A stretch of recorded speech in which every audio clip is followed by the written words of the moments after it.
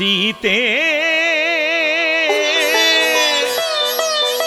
राम कथा हृदयम्।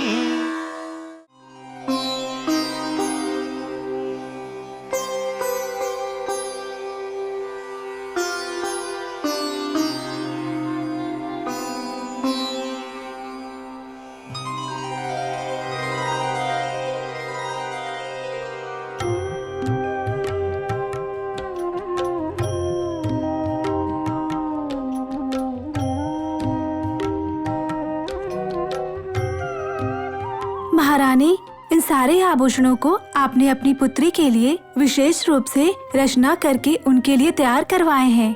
इतने सुंदर आभूषण मुझे नहीं लगता कि कभी किसी और राजकुमारी ने पहने होंगे। बस बस, इन सारे आभूषणों को तुमने स्वयं अपने हाथों से बनाया है, इसीलिए इतनी प्रशंसा मत करो। मुझे तो ये कोई साधारण आभूषण जैसे ही लग रहे हैं। महारानी, सच में ये विशेष आभूषण हैं। देखो सखी, मुझे केवल विशेष आभूषण ही नहीं, सुंदर आभूषण भी चाहिए। मेरी पुत्री सद्गुण में जिस तरह से विशेष है, वैसे सौंदर्य में भी विशेष ही है वो। मेरी इच्छा ये है कि जितनी सुंदर वो है, उतने ही सुंदर उसके आभूषण भी होने चाहिए। और अच्छे रचनात्मक आभूषण बनाकर लेकर आओ। इनमें से मुझे कोई नहीं चाहिए।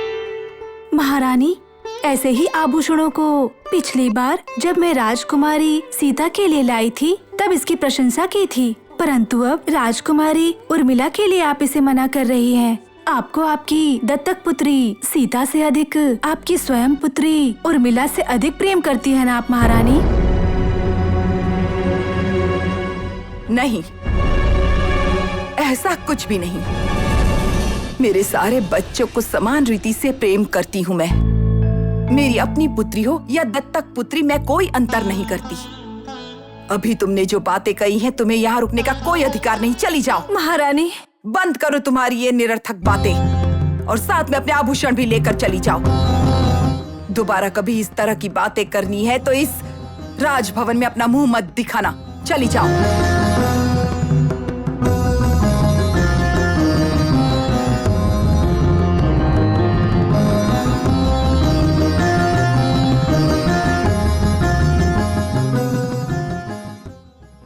हे भगवान, ये कैसी निंदात्मक बातें मैंने सुनी। क्या मैं कभी भी अपनी सीता के साथ भेद कर सकती हूँ? ऐसी बातें इसके मुख से कैसे निकली?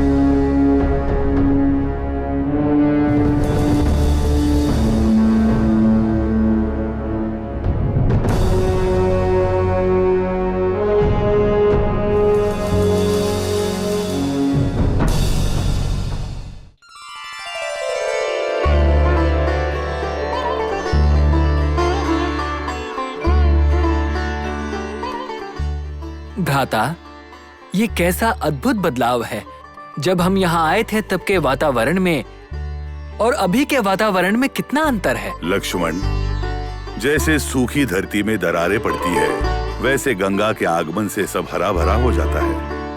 राम के प्रवेश का अर्थ है निर्जीव में भी प्राण आ जाना। बहन अहिल्या, इच्छा के अनुसार तुम्हारे आतिथ्य का हमने स्वीकार कर लिया। अब हमारी यात्रा को आगे बढ़ाने का समय आ गया है। तुम्हारा मंगल हो। ब्रह्म ऋषि विश्वामित्र को मेरा प्रणाम।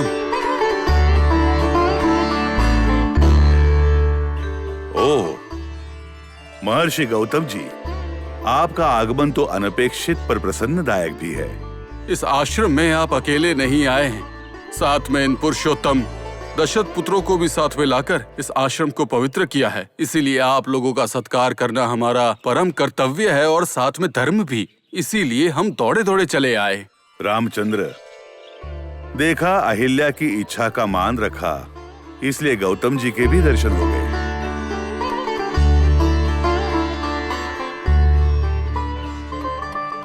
तुम्हारा मंगल हो।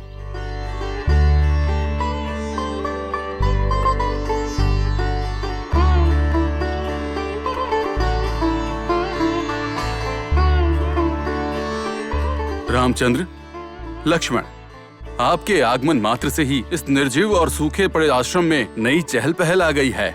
हम आपका सत्कार करने के बाद ही आपको यहाँ से भेजेंगे। रामचंद्र, महर्षि जी की इच्छा का मान रखना भी हमारा धर्म है। अवश्य। मुनियों के आदेश का पालन करना हमारे लिए यह बहुत ही सौभाग्य की बात है। अहिल्या, स्वामी,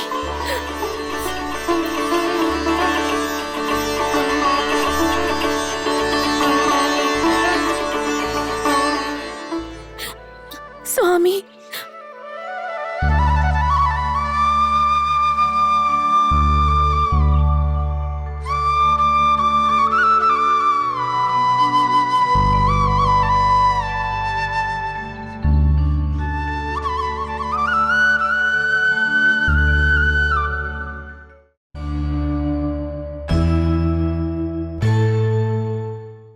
हे भगवान, ये कैसी निंदात्मक बातें मैंने सुनी। क्या मैं कभी भी अपनी सीता के साथ भेद कर सकती हूँ? ऐसी बातें इसके मुख से कैसे निकली?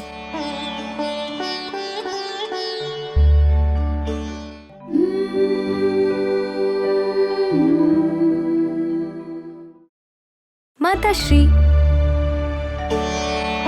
सीता पुत्री, मैंने कभी भी उर्मिला से ज्यादा प्रेम और तुमसे कम प्रेम ऐसा नहीं किया है। माताश्री, ऐसा किसी ने कहा है तो वो आपके गुणों के बारे में नहीं जानते होंगे। ऐसी बातों पर आपको ध्यान देने की आवश्यकता नहीं है। इसका अर्थ है मैंने कभी भी तुम्हारे विषय में कोई पक्षपात नहीं किया है ना सीता?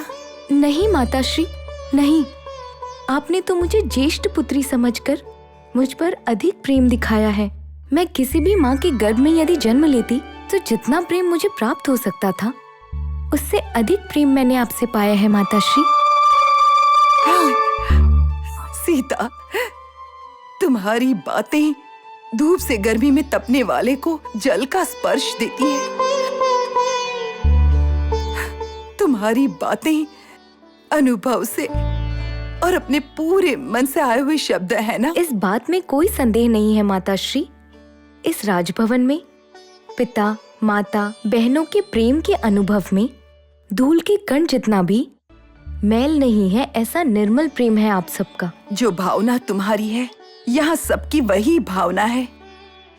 तुमने जैसे कहा वैसे किसी ने हमें हमारे प्रेम में दोष निकालने के लिए यदि किसी ने कुछ कहा है तो मैं बिल्कुल भी चिंता नहीं करूंगी।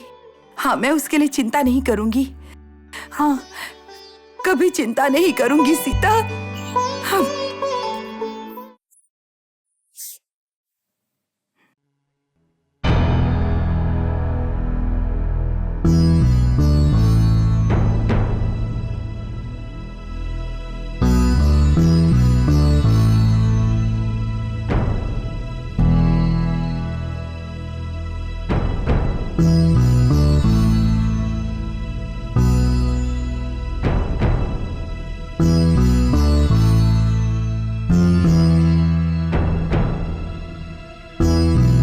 जिसके तप से संतुष्ट होकर चतुर्मुख ब्रह्मा ने इसे वर दिया था, जिसने शिव के कैलाश पर्वत को उठाकर अपने पराक्रम से हिला दिया था, विश्वावसु का पुत्र, पुलत्स्य का पौत्र रावण, दशाकंठ रावण।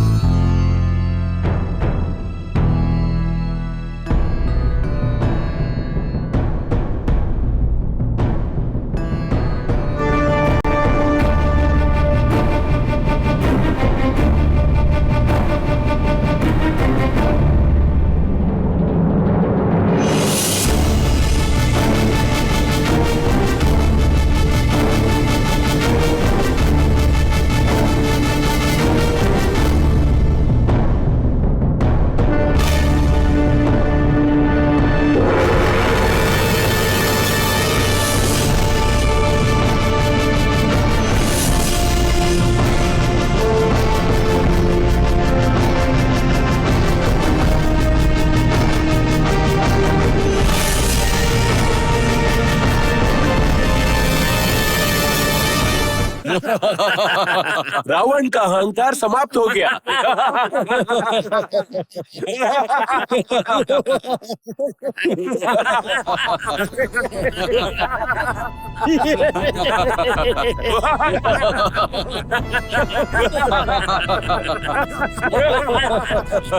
हम सब के लिए पहाड़ जितना भारी और तुम्हारे लिए ये तिनके के समान था ना, तो इस तिनके को उठाने के लिए इतना कष्ट क्यों हो रहा है?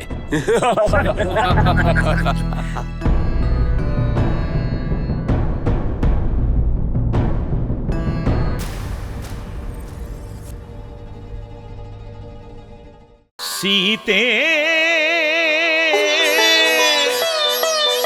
राम कथा हृदयम्